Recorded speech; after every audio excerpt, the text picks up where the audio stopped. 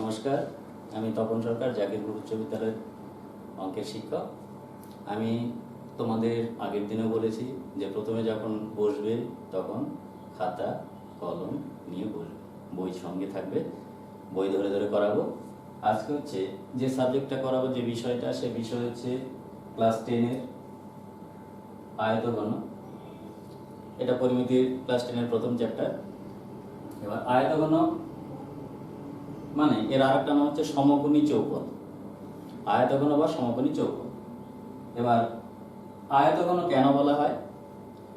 যেহেতু আয়তক্ষেত্রের উপরে যদি কিছু উচ্চতা বাড়ানো যায় সেটা হয় আয়তঘন। আয়তক্ষেত্রে যেমন দুটো মাত্রা, একটা দৈর্ঘ্য একটা প্রস্থ, দৈর্ঘ্য আর প্রস্থ মিলে আয়তক্ষেত্র হয়। আয়তক্ষেত্র বলতে আমরা বুঝবো তোমরা যে ঘরে বসে আছো সেই ঘরের মেঝে বা ছাদ, ছাদও একটা আয়তক্ষেত্র, আবার মেঝেতে যেটা আছো সেটা মেঝেটাও একটা আয়তক্ষেত্র। এবার মেঝে থেকে যখন আমি উচ্চতা উঠছি পুরো ঘরটা হচ্ছে একটা আয়তঘন। তাহলে তোমাদের বোঝার সুবিধার জন্য আয়তঘন বলতে বোঝায়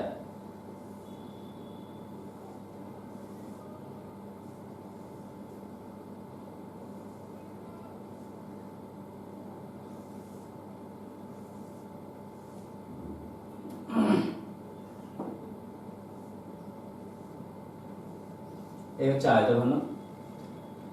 আয়তঘনে যদি এখান থেকে স্টার্ট করো, A B C D E F G H, এখানে শীর্ষবিন্দু দেখতে পাচ্ছ কোনগুলো? শীর্ষবিন্দু দেখবে ঘরের কোণাগুলো, যতগুলো ঘরের কোণা, উপরে যতগুলো কোণা আছে সেই কোণ শীর্ষ, উপরে শীর্ষ। তাহলে আমি শীর্ষ বলতে বোঝাবো 1 2 3 4 5 6 7 8। তাহলে এটা হচ্ছে আয়তঘনের শীর্ষ। তাহলে শীর্ষের সংখ্যা কত হলো? শীর্ষ হচ্ছে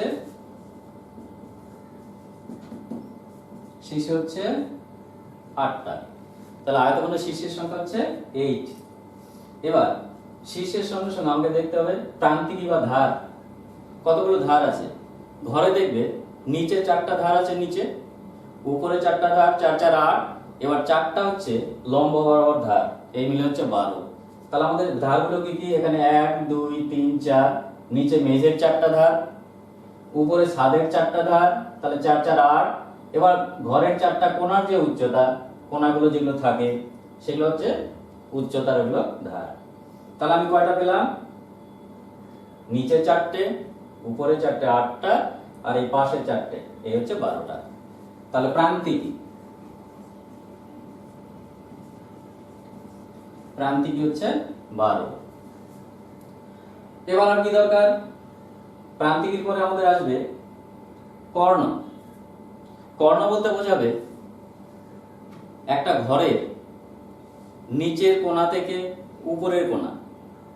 তার মানে নিচের কোণাটাকে যদি এটা ধরো বি বিন্দু, তাহলে উপরের কোণা হবে জি বিন্দু। বা নিচের কোণাকে যদি এ ধরো, এর জাস্ট অপোজিট হবে এফ, তখন এটাকে বলবে কর্ণ। তাহলে এইরকম কর্ণ কয়টা পাওয়া যাবে?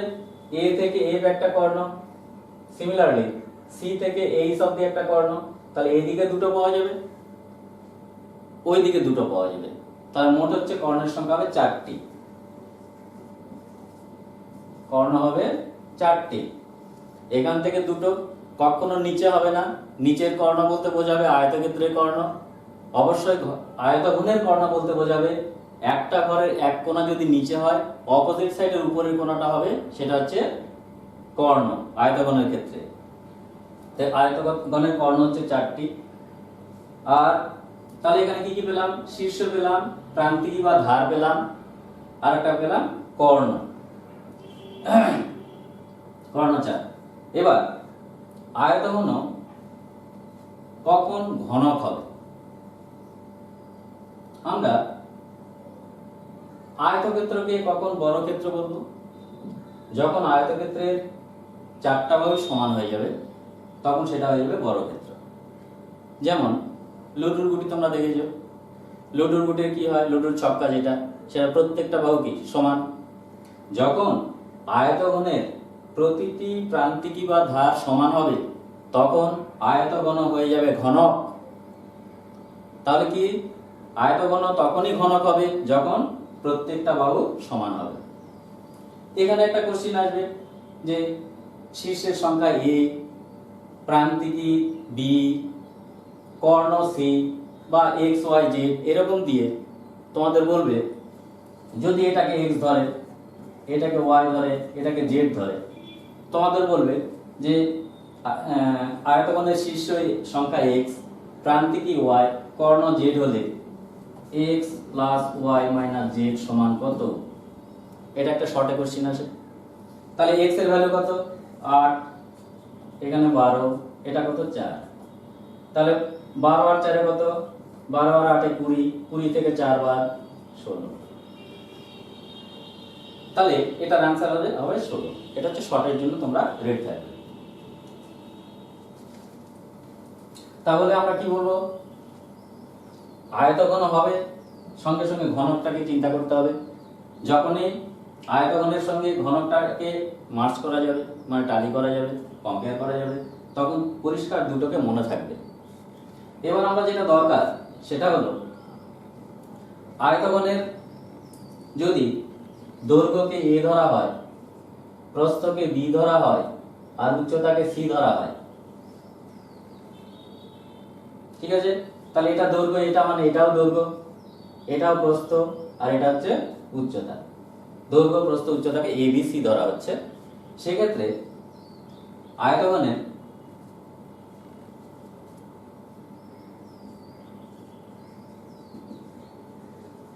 আয়তঘনের সমগ্র তলের ক্ষেত্রফল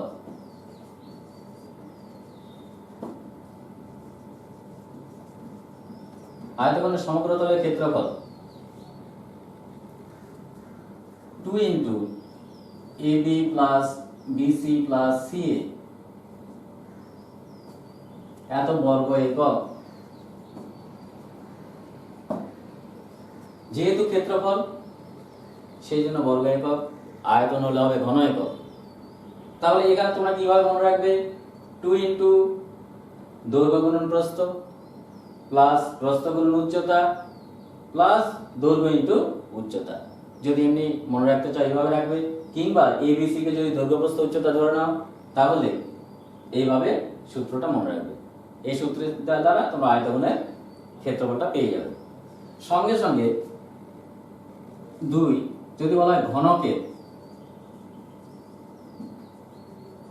সমগ্র তলের ক্ষেত্রফল,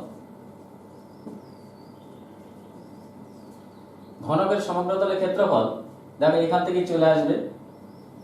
ঘনকের যেহেতু a b c তিনটাই সমান, ঘনকের ক্ষেত্রে a সমান b সমান c, ঘনকের ক্ষেত্রে তিনটা বাহু সমান, সেক্ষেত্রে 2 ইনটু a স্কয়ার প্লাস এটা a into a square plus এটাও a ইনটু a স্কয়ার।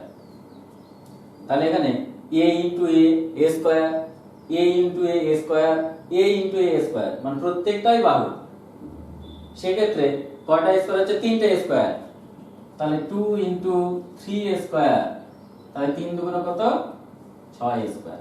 এত বর্গ একক। তাহলে আয়তঘনের ক্ষেত্রফল যা হলো সেখান থেকে ঘনকের ক্ষেত্রফল পেলাম। এবার আয়তক্ষেত্রের একটা তল যেমন একটা আয়তক্ষেত্র হয়, ঘনকের একটা তল হবে বর্গক্ষেত্র। তাহলে ঘনকের একটা তলের ক্ষেত্রফল হবে বাহু স্কয়ার। ঘনকের কয়টা তল? আমরা লুডোর ছক্কা যখন বা লুডো খেলি তখন দেখা যাবে যে লুডোতে লেখা আছে কত? একটা ফোঁটা মানে ওটাকে 1 ধরা হয়, দুটো ফোঁটা হলে 2 ধরা হয়, এরকম 6টা ফোঁটা অবধি থাকে। তাহলে 6টা তল। ঘনকের কয়টা তল? 6টা। সেরকম আমরা যে ঘরে থাকি সেই ঘরের দেওয়ালগুলো কতগুলো? 4টা দেওয়াল আছে, 4টা তল, ছাদ একটা তল, নিচে একটা তল, এই মিলে 6টা তল। তাহলে ঘনকের যেহেতু 6টা তল, 6 ইনটু একটা তলের স্কয়ার, সেজন্য এটার ক্ষেত্রফল হচ্ছে 6 স্কয়ার। এবার 3 নাম্বার, দুইয়ের 1 ঘনকের কর্ণের দৈর্ঘ্য। ঘনকের আগে লিখবো না, আয়তঘনটা লিখে নেই যেহেতু আয়তঘন আগে চলছে।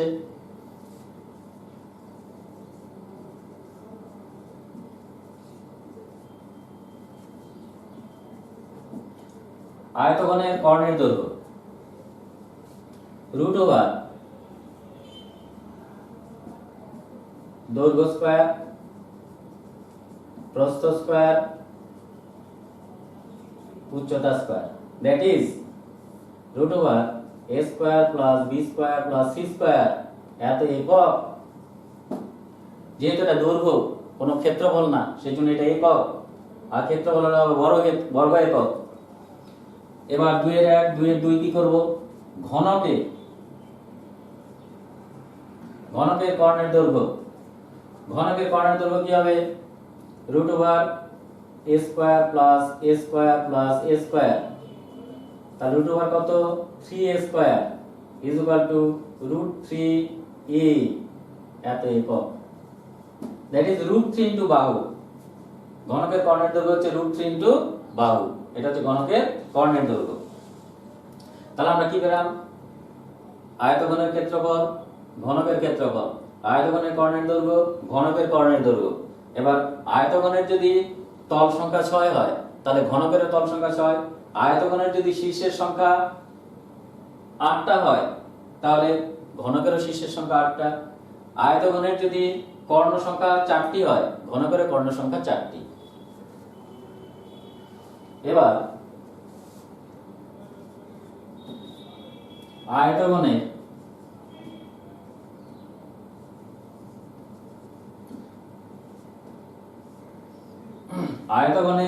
আয়তন, আয়তন আমরা জানি ভূমির ক্ষেত্রফল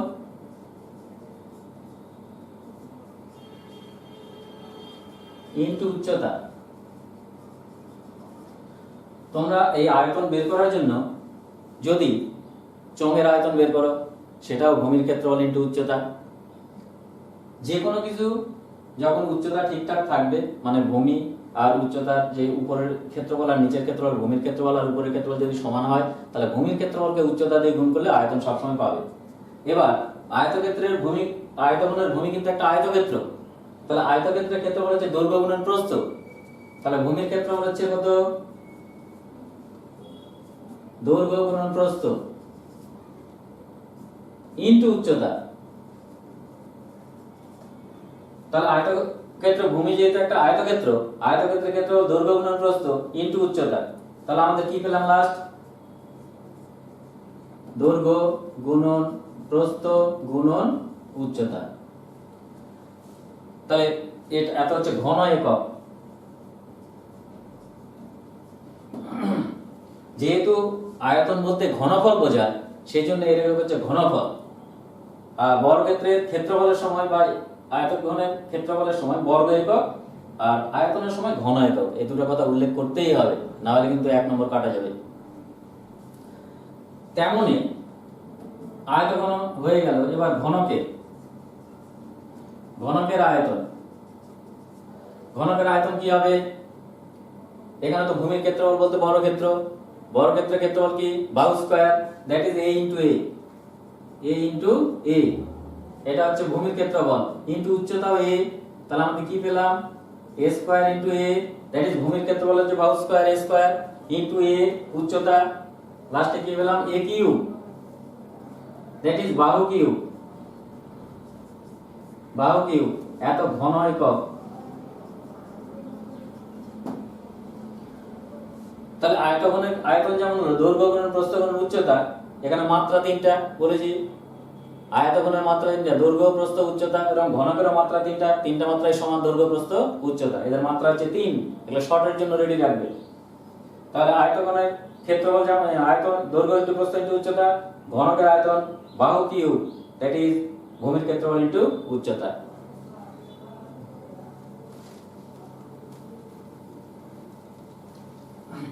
এবার অঙ্ক বইটা খুলে নাও, আয়তঘন চ্যাপ্টারটি খোলো, কিছু অঙ্ক ধরে ধরে আমি লিখে দিই।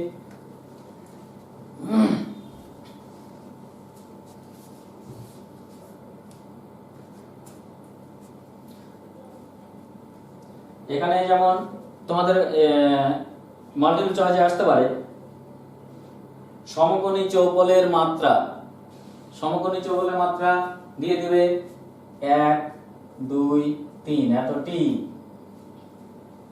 তাহলে এখানে মাত্রা কত পেয়েছি আমরা? 3টি। এটা হচ্ছে শর্টে আসতে পারে। যদি বলা হয় সমকোণী চৌবলের তল, তল কতটি? তল সংখ্যা,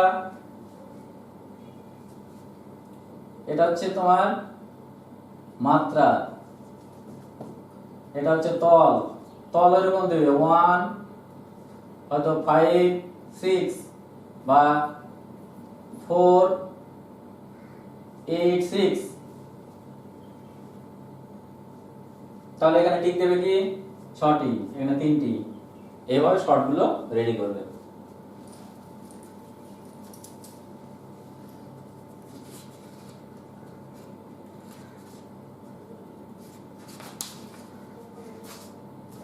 এবার তোমাদের চ্যাপ্টারে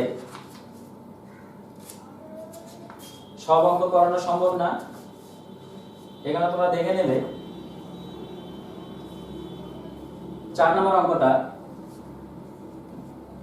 4 নম্বর অঙ্ক বলে যে একটি ঘনকের একটি তলের ক্ষেত্রফল, ঘনকের একটি তল বলতে বর্গক্ষেত্র, ক্ষেত্রফল যদি 64 হয় তাহলে আয়তন কত? তাহলে ধরি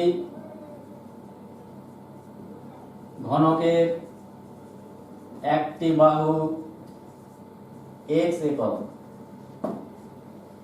তাহলে একটি বাহু যদি x একক হয় অতএব একটি তলের ক্ষেত্রফল, একটি তলের ক্ষেত্রফল আমরা কি জানি? বাহু স্কয়ার, বর্গক্ষেত্রের ক্ষেত্রফল x স্কয়ার, এত বর্গ একক। একটি তলের ক্ষেত্রফল হচ্ছে x স্কয়ার, কিন্তু আমাদের দেওয়া আছে একটি তলের ক্ষেত্রফল 64 বর্গ মিটার। তাহলে প্রশ্ন মতে x square is equal two 64, অতএব x ইজ ইকুয়াল টু √64। এখানে প্লাস মাইনাস দিব না, কারণ দৈর্ঘ্য কখনো ঋণাত্মক হবে না, সেই জন্য এখানে প্লাস থাকবে, অলওয়েজ প্লাস। তাহলে 64 বর্গমূল কত? 8। তাহলে একটি বাহুর দৈর্ঘ্য আমার কত বেরিয়েছে? 8 একক। অতএব আয়তন, আয়তন ইজ ইকুয়াল টু কি হবে? বাহু কিউব x কিউব। তাহলে 8 এর কিউব, 8 এর কিউব মানে কত? 8 গুণন 8 গুণন 8, তাহলে 64 গুণন 8, 4 8 32 এর 2, 3 হাতে 6 8 48 আর 3 কত? 51। এত ঘন মিটার।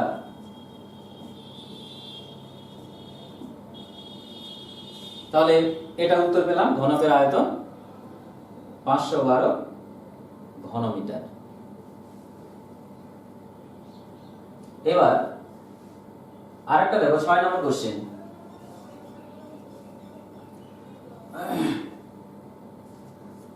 6 নম্বর কোশ্চেন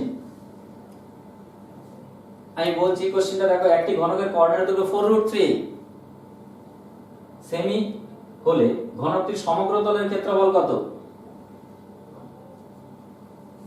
এবার ঘনকের কোঅর্ডিনেট দৈর্ঘ্য যেহেতু দেওয়া আছে, অবশ্যই আমাকে বাহু ধরতে হবে।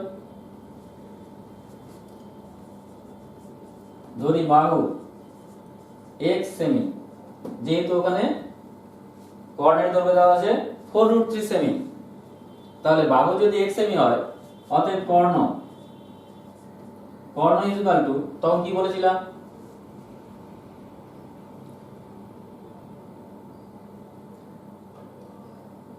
কোঅর্ডিনেট দৈর্ঘ্য √3 ইনটু বাহু।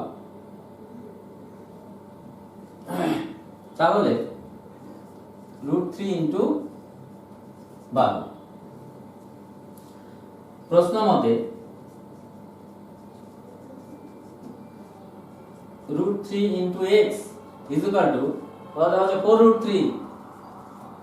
দুই দিক থেকে √3 কেটে গেল, তাহলে x এর মান কত দাঁড়ালো?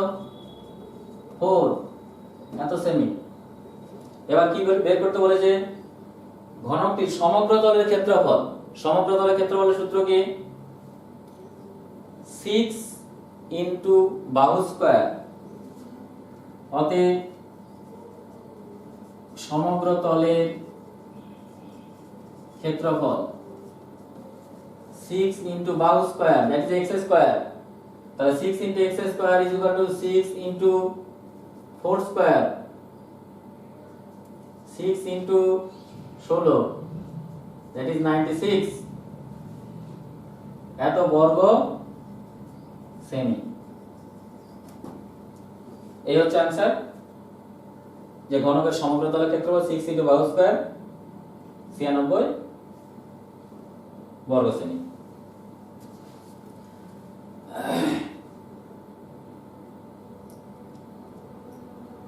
এবার নেক্সট, পরিমিতি করার ক্ষেত্রে, যে কোনো অঙ্ক করার ক্ষেত্রে পরিমিতির আগে সূত্রগুলোকে অ্যাবজর্ব করবে, দ্যাট ইজ মনে রাখবে। যখনই সূত্র মনে থাকবে সেই সূত্র অনুপাতে যে অঙ্কই ফেলবে পরিমিতির মতো সোজা অঙ্ক হবে না। ছেলেরা ভয় পায় কেন? সূত্রগুলো মুখস্থ রাখতে। সূত্রগুলো যদি বুঝে মুখস্থ রাখা যায়, মুখস্থও করতে হবে না। যেমন আমি কখনোই এগুলো মুখস্থ রাখিনি। আমি কি করেছি? আমি জানি আয়তন মানে ভূমির ক্ষেত্রফল ইনটু উচ্চতা। ভূমির ক্ষেত্রফলকে কি করেছি? যেহেতু আয়তক্ষেত্রের ক্ষেত্রফল দৈর্ঘ্য গুণন প্রস্থ, তার সঙ্গে উচ্চতা গুণ। এইভাবে যদি বুঝে বুঝে সূত্রগুলো রাখা যায় তাহলে কখনোই দরকার পড়বে না। এবার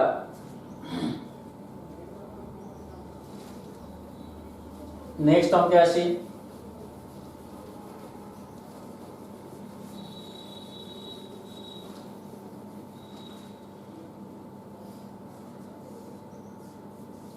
এগারো নম্বর অঙ্কটা,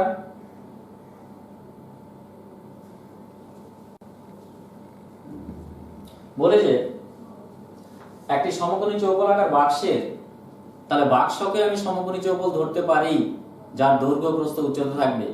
সব সময় নিজে ঘরে যেহেতু সব সময় থাকো, সেই জন্য ঘরকে মনে করবে সমকোণী চৌকোল। সব সময় যে ঘরে থাকবে, ঘরে শুয়ে থাকবে, তখনই ভাববে যে কতগুলো শীর্ষবিন্দু আছে, কতগুলো প্রান্তিকী আছে, কতগুলো তল আছে, সব সময় চিন্তা করবে। দেখবে আয়তন কোনো কঠিন চ্যাপ্টার না। যখনই লুডো খেলবে তখন দেখবে লুডোর ছক্কাটাকে মনে মনে হবে এটাই ঘন। অতএব এটার যে বৈশিষ্ট্যগুলো আছে সেটাই আমাকে অঙ্কে অ্যাপ্লাই করতে হবে। এখানে বলেছে একটা বাক্স, ইট, এগুলো সবই হচ্ছে সমকোণী চৌকোল। একটি বাক্সের দৈর্ঘ্য প্রস্থ উচ্চতার অনুপাত দেওয়া আছে 3:2:1, 3, 2, 1 এর অনুপাত। তো অনুপাতকে তুলতে গেলে আমরা জানি কোনো সংখ্যা দিয়ে গুণ করতে হয়, কোনো চল সংখ্যা দিয়ে। সেই চল সংখ্যার যা মান আসতে পারে। আর কি দেওয়া আছে? আয়তন দেওয়া আছে। তাহলে দৈর্ঘ্য প্রস্থ উচ্চতা যদি আমি পেয়ে যাই, সেখান থেকে আমি আয়তনের সূত্র ফেলবো। আয়তনের সূত্র পেলে যে সূত্রটা আমার আসবে সেটাকে আমি কার সঙ্গে সমান করব? বইয়ে যে আয়তনের মান দেওয়া আছে তার সঙ্গে তুলনা করব। তাহলে আমাকে পরিমিতির যে কোনো অঙ্কের ক্ষেত্রে যদি ক্ষেত্রফল দেওয়া থাকে তাহলে ক্ষেত্রফলের সূত্র ফেলবো, যদি আয়তন দেওয়া থাকে আয়তনের সূত্র ফেলবো। যে মান দেওয়া থাকবে সেই মানের সূত্রে ফেলে সেটাকে তার সঙ্গে সমান করে দেবো প্রশ্ন মতে বা প্রশ্ন অনুযায়ী। বা তাহলে আমি এখানে কি ধরবো? ধরি দৈর্ঘ্য ইকুয়াল টু কত? 3:2:1, 3x। কি একক আছে? ঘন সেমি, তাহলে 3x সেমি। প্রস্থ 2x সেমি, আর উচ্চতা ইকুয়াল টু x সেমি। যেহেতু 3:2:1, তাহলে এখানে 1 আছে, এই জায়গাটা 1 আছে, তাহলে 1 লিখলেও চলবে, না লিখলেও চলবে। তাহলে 3x, 2x আর 1x, ঠিক আছে। এবার আয়তনের সূত্র কি? অতএব আয়ত ঘনের আয়তন, আয়তন আমরা সূত্র জানি, দৈর্ঘ্য গুণন প্রস্থ গুণন উচ্চতা। তার মানে 3x গুণন 2x গুণন x is equal two 3 2 6 x x x। কয়টা x আছে? 3টা x। 3টা x যদি যোগ করতাম তাহলে 3 2 1 এর যোগ হতো। যেহেতু গুণ আছে সেজন্য সবগুলো গুণ হয়, 3 2 6। এবার এই পাওয়ার গুলো এবার যোগ হবে। কয়টা পাওয়ার আছে? 1 1 1, 3টা 1। তাহলে 3টা 1 যোগ করলে কত হবে? x এর কিউব।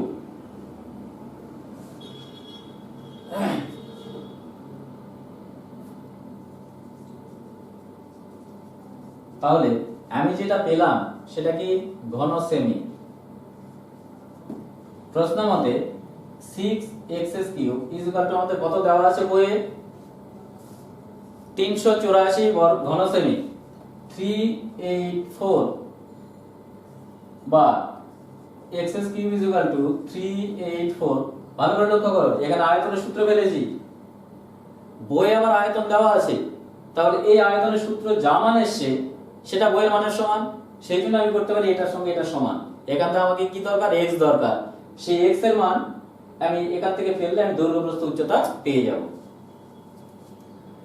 এটা হয়ে গেল 6 বা x³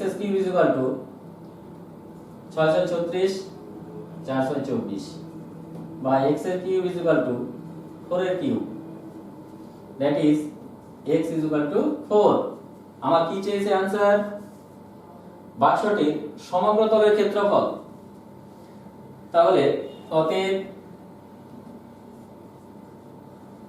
দৈর্ঘ্য কত? 3 × 4, 3 4 কত? 12 সেমি। প্রস্থ 2 × 4, 8 সেমি। উচ্চতা 1 × 4, 4 সেমি। এবার যেহেতু আমি দৈর্ঘ্য প্রস্থ উচ্চতা পেয়ে গেছি, তাহলে আমি এখান থেকে সমগ্র তলের ক্ষেত্রফলের সূত্র অবশ্যই ফেলবো, যেহেতু আমাকে সমগ্র তলের ক্ষেত্রফল বের করতে বলেছে। তাহলে এখানে একটা টার্ম দিলাম, অতএব সমগ্র তলের ক্ষেত্রফল = 2 ব্র্যাকেটে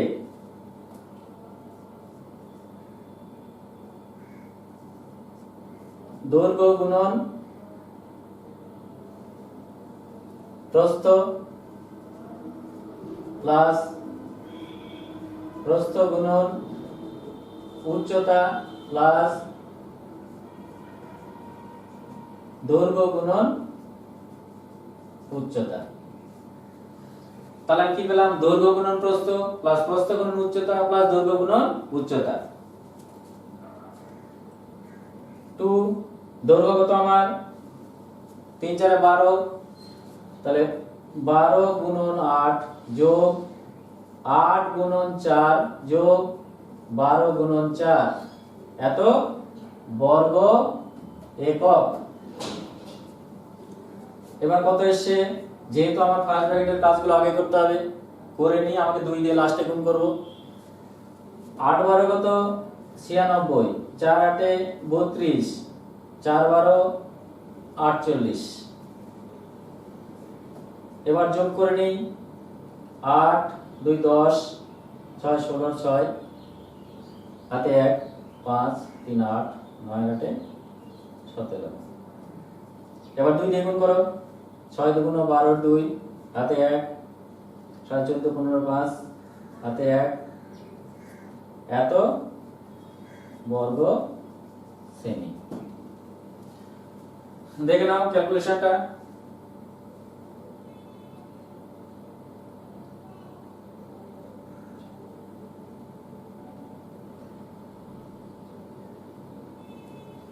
একশো 76 × 2 352 বর্গ সেমি। এইভাবে পরিমিতির অঙ্কগুলো করতে হবে, লাস্টে উত্তর লিখতেই হবে। উত্তর লিখবে সমগ্র তলের ক্ষেত্রফল এত বর্গ সেমি, সেটা উত্তর লিখে নেবে সবসময়। এইবার একটা ইম্পর্টেন্ট অঙ্ক, 15 নাম্বার অঙ্ক।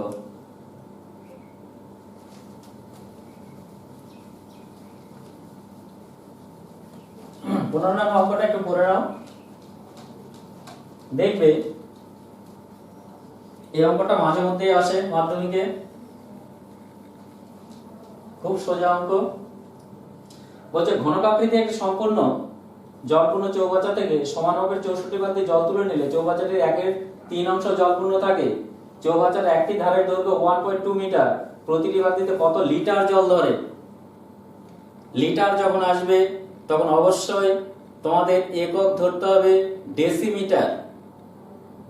1 ঘন ডেসিমিটার সমান 1 লিটার, এটা মাথায় সব সময় রাখবে। যখনই কোনো লিকুইড বা তরলের কোনো আয়তনের ব্যাপার আসবে তখন লিটার আসবে। লিটার আসতে গেলে যে জারে থাকবে তার দৈর্ঘ্য প্রস্থ উচ্চতাকে অবশ্যই ডেসিমিটারে করবে, কারণ 1 ঘন ডেসিমিটার মানে 1 লিটার। এবার চৌবাচ্চাটির একটি ধারের দৈর্ঘ্য হচ্ছে 1.2 মিটার। যেহেতু এটা কি চৌবাচ্চা, ঘনকাকৃতি চৌবাচ্চা,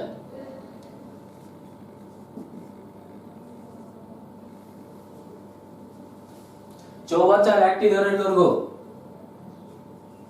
একটি ধারের দৈর্ঘ্য, খুব ইম্পর্টেন্ট অঙ্ক এটা। একটি ধারের দৈর্ঘ্য দেওয়া আছে 1.2 metre. 1.2 metre is equal to 1.2 into metre থেকে কিসে যাব ডেসিমিটার, তাহলে একটা ঘর, kilo metre, metre deci centi, deci একটা ঘর, তাহলে 10 দিয়ে গুণ ইজ ইকুয়াল টু 12 ডেসিমিটার। অতএব আয়তন কি হয়, বাহু কিউব মানে 12 cube, that is 12 into 12 into 12, এত ঘন ডেসিমিটার। এবার 1/3 জলপূর্ণ থাকে, তাহলে জল তুলে নেওয়া হয়েছে কত, ধরি সমগ্র চৌবাচ্চা 1 অংশ, অতএব জল তুলে নেওয়া হয়েছে